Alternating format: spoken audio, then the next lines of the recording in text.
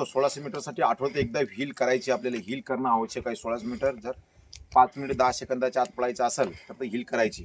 मी तुम्हाला 3 इव्हेंटबद्दल माहिती सांगतो. जे भरतीचे पोलीस भरतीचे आपले 3 जे इव्हेंट असतात त्याच्याबद्दल थोडीशी माहिती सांगतो. नंबर 1 आपला 100 मीटर इव्हेंट आहे. 100 मीटरसाठी जो टायमिंग दिलेला आहे 100 मीटरसाठी जो टायमिंग दिलेला आहे तो टायमिंग आहे 11.5 सेकंद. मुलांसाठी किती आहे 11.5 सेकंद.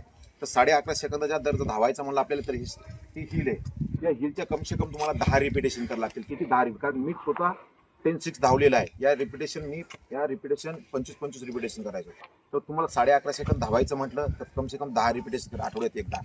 त्याच्यानंतर इथे तुम्हाला सांगतो गोळाफेकसाठी अप्पर बॉडी, जे मी अप्पर बॉडीचे व्हिडिओ इंस्टाग्रामवर भरपूर वेळ टाकले, ते अप्पर बॉडी करणं आवश्यक आहे. जिम जर केली तर ते सुद्धा उत्तमच राहील.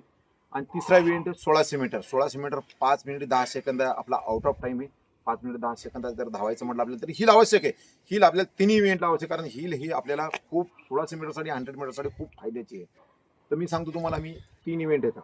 3 इव्हेंटसाठी जो 100 मीटर आहे पहिला, आता 100 मीटरला तुम्हाला सांगतो हील, स्टेअर आणि ड्रिल, हे 3 वर्कआउट खूप महत्त्वाचे आहेत. मी याचे तुम्हाला एकदा 3 वर्कआउट राहील ते मी ड्रिलवर जे वर्कआउट करतो मी स्वतः तुम्हाला करून दाखवेल. एक दिवस पुढचा नेक्स्ट व्हिडिओ माझा राहील तो 100 मीटरच्या वर्कआउट राहील. दुसरा जो इव्हेंट आहे गोळाफेक. मी गोळाफेक सांगितले तुम्हाला, जिम करायची किंवा अप्पर बॉडी करायची. गोळाफेकसाठी गोळा किती फेकायला लागते 8.5 मीटर.